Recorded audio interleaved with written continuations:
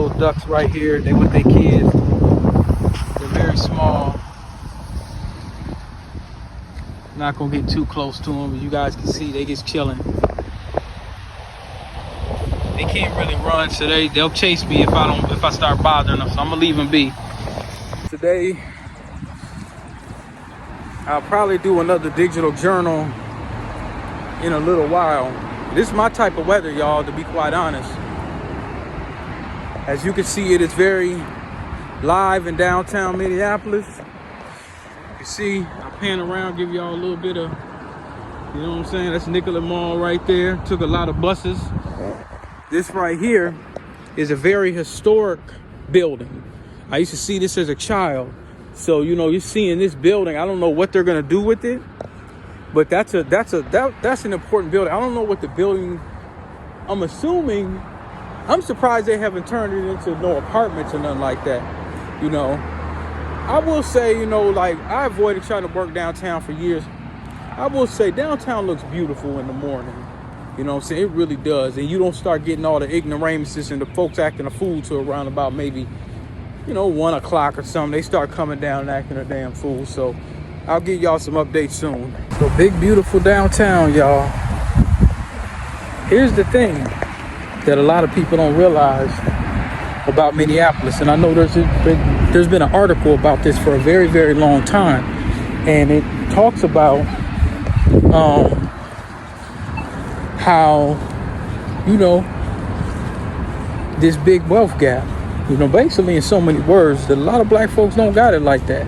Now you may see it when, you know, the Gorillas and the Cardis and everybody coming up here and people, you know, they got their nice little cars and doing all that kind of stuff. But, you know, for the most part, man, you know, not everybody has a big cushy job downtown. That's where the money is. Now I'm looking at a Bentley just right now off to my left. I don't want to put it on no camera. And I don't know who up in it, but they ride good. Hopefully it's a brother. But that's pretty much, you know, you don't see that a lot. So, you know, a little windy out. A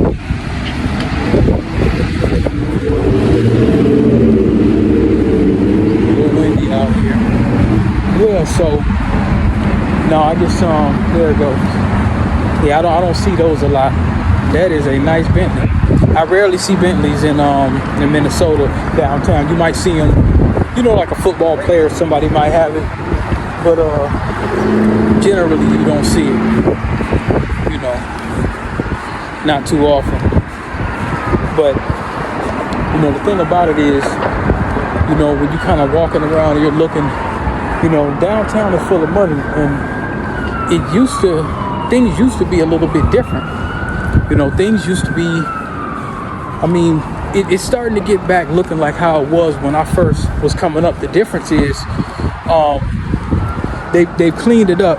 So people, they're not just going to have people just walking willy-nilly down here. I mean, they're down here, but here's the thing. Before, you could be downtown and you could get your hustle on. If you were hustling and doing whatever you do, you could kind of get your hustle on. It's not that type of game no more. If people are just down here just to be down here and they ain't spending no money, they broke. Trying to see if they can find a victim. They're not really doing anything. It is a beautiful day. Let me give y'all a little bit of footage of downtown Minneapolis. This is the river is over on that side. You see, that's Washington Avenue. I spent a lot of time on Washington, kind of back down the other way, back down this way. If you keep going way down there, you guys seen some of my videos. But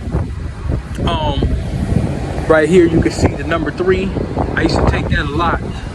I took the number 3 a whole lot, man. So I just thought I would do like a little late video. I'm gonna compile some of these videos together, and I'm trying to think of something worth a story time. Might be a little too windy, but yeah, man, it is a beautiful day. I'm not gonna lie. But one thing I could say, when you are downtown, if you were now, just to give some people just a little bit of background from Minneapolis. Not only is it a very passive aggressive place. Not only is it a very passive aggressive place, but a lot of black folks from different places, they have a lot of trouble when they come here socially. They have a lot of trouble when they come here socially. There was some lady, she was a podcaster. I think she was Florida, some Haitian sister somewhere. I think her people was from Haiti or something. She was talking about when she moved here, and she had a high, decent paying job. She was staying downtown. I can't remember her name, but she talked about that. She talked about that a lot. So I'm just letting black folks know there's a lot of money up here. If you got you a skill set, the cost of living is kind of high, but because there's so many jobs up here, a lot of people flock up here. Especially in the corporate realm. I mean, look at all the buildings. Look at this building. This is your typical building in Minneapolis. All of these buildings. I'm just gonna show you. These people live up there. These are your typical buildings. I ain't even got to the other side of downtown. You have some of the largest Fortune 500 companies, and it's a lot of money. It's a lot of big money. Pharma, stuff like that. It's big money. And I ain't talking about no little millions. I'm talking about billions, trillions. You know what I'm saying? It's billions. Tons of billionaires. Tons of Fortune 500 companies. The thing is to get in these buildings, not everybody's in these buildings. Not everybody's in these buildings. You have a lot of people, a lot of sisters and brothers that never get a chance to get into these buildings. And I'm not saying that you should want to get into corporate, but I mean, when you kind of look at, if you're not a business owner of yourself, if you're not doing a trade and you want to get into corporate and be downtown where all the big money's at, unless it's like a suburb, most of the money comes from downtown, but then hopefully this ain't too loud for y'all, I'm quite sure it is. Most of the money comes from downtown. If not downtown, a lot of the money comes from the suburbs as well. Edina, Bloomington, there's a lot of businesses in Plymouth, and there's quite a few businesses in the suburbs. People can get businesses and buildings for a lot cheaper. Downtown has changed. You have people that have started small businesses and been able to get in some of these buildings downtown that they would have never been able to get into before. Downtown was considered to be, and it still is to a certain extent, downtown was considered to be the creme of the creme. Let's see what time it is, 3:10. Downtown was considered to be the creme of the creme, of business. And it was one of those kind of places where you looked at it as very, very upscale. And it is to a certain degree. It really is. I mean, with more people coming back down, it's packed. It's becoming packed because people are doing hybrid. So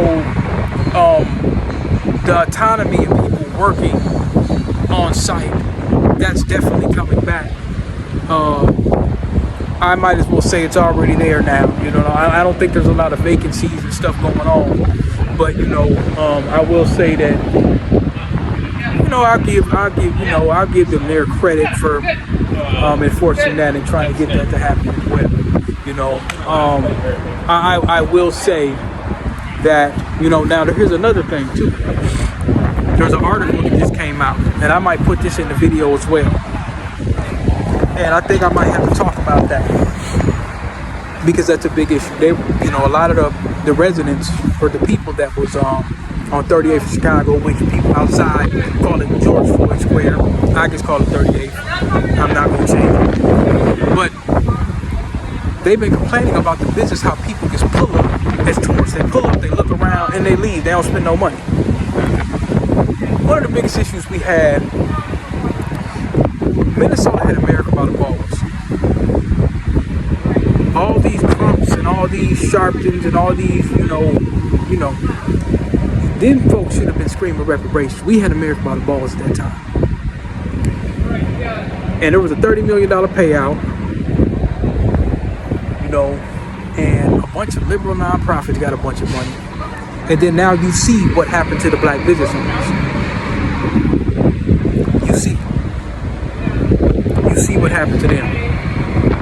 They're saying they've been there for a while and they're not really getting no get back. They're not getting no support because people are just coming by, taking pictures, and they ain't talking about just these out-of-towners. They're talking about city officials, city council. They'll show up, get their little cameras, and that's why I didn't go up there. I didn't go up there and take no Instagram pictures. You can't find me on none of those. I didn't take no Instagram pictures. I didn't go up there looking for clout. I wasn't up there recording the album. I wasn't up there talking about, yeah, I'm from Minneapolis, man, hashtag this, hashtag that. I probably could have had a much better video channel analytics all during that time. I could have did it. You see what I'm saying? Now, I did know homies from inside sources with some of them out-of-town race soldiers pulling up in Minneapolis. When they were pulling up in Minneapolis, trying to find them an easy target. I have some reliable resources of some homies that was up there, quote unquote, protecting the neighborhood, chasing those race soldiers down, making sure that they don't try to find easy targets in the neighborhood, right on 38th. And they weren't out there talking about hashtag this, hashtag that. You see what I'm saying?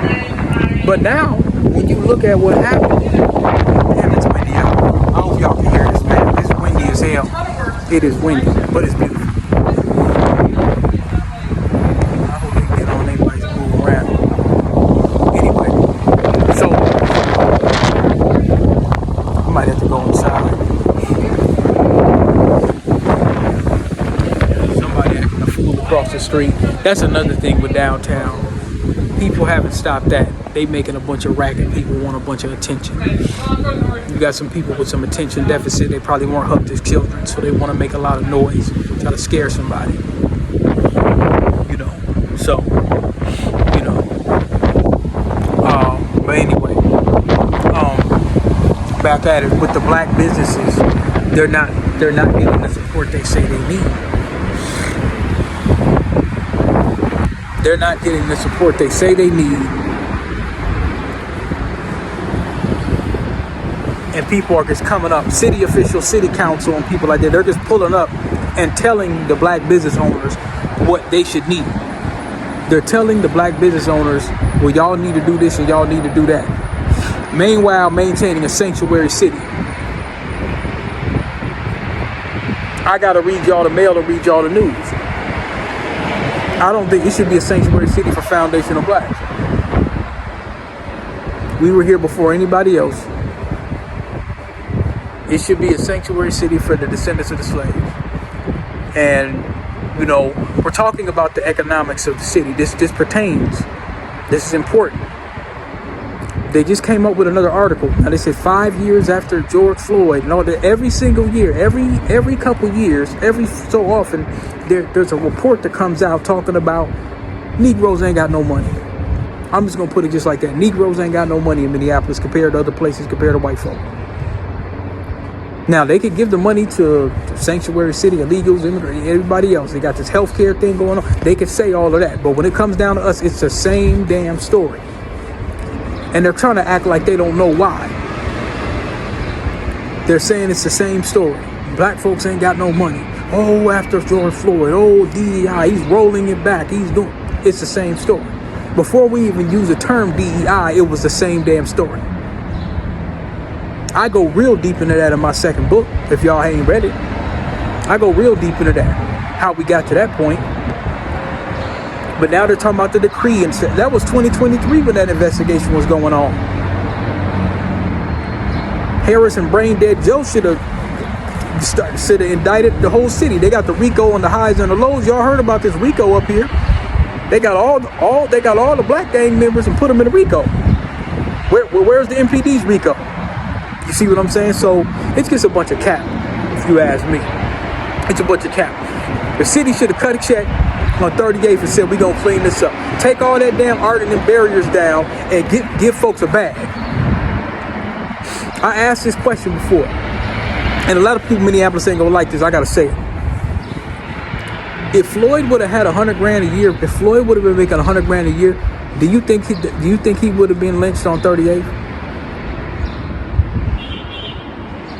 He was in there cashing a fake check or whatever they say he was doing. And they say he was high, which he probably was. We know that he was an addict. We know that. Okay. But why? Because he ain't got no money. He ain't got no money. Yeah, they still probably could have lynched. Could they have done that to me on 38? Yes. Yes. You know what I'm saying? They could have easily done that to me on 38.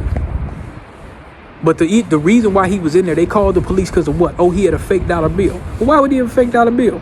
Because he ain't got no money. It all comes down to money. Minneapolis should have been screaming. Everybody out there should have had reparation signs. Now the smoke is gone. Now the smoke is clear. And guess who gets to hold the bag? Black folk. Black folk on 38th are having trouble with their business because they ain't getting no traffic. All them white liberals, all them nonprofits, everybody that came with the clout and the rap CDs and wanted to be seen, they ain't there spending no bread. Smoking the Pit was, I'm just gonna call it out, Smoking the Pit was just talking about it. So my prediction came true when I was talking to my homie on the program. I said, bro, yeah, art's cool. Yeah, have a little bit of art or whatever, man. Open up them damn barriers, man, and get some black business. That shit should look like Tulsa right now. The whole world knew who we were. The whole world knew about 38th in Chicago. Renaming it George Floyd Square, and the conditions are the same where another George Floyd could possibly happen up there. Okay, this is another black person that might cash another fake check somewhere. You call the police on them. That's what happened, right? We're talking about economics. They hate you because you black, but they victimize you because you poor, right? Ain't that what it is? Okay.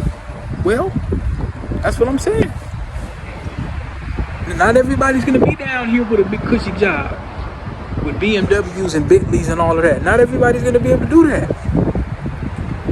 That city, on 38th, they were talking about how they couldn't get ambulances through there or something like that. Or there was an issue with the cops were asking for ambulances because, sometimes when the ambulance comes, people still get to act a fool when the ambulance is trying to render aid.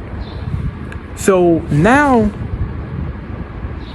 post-Floyd getting lynched, it's worse after the lynching. How does that happen?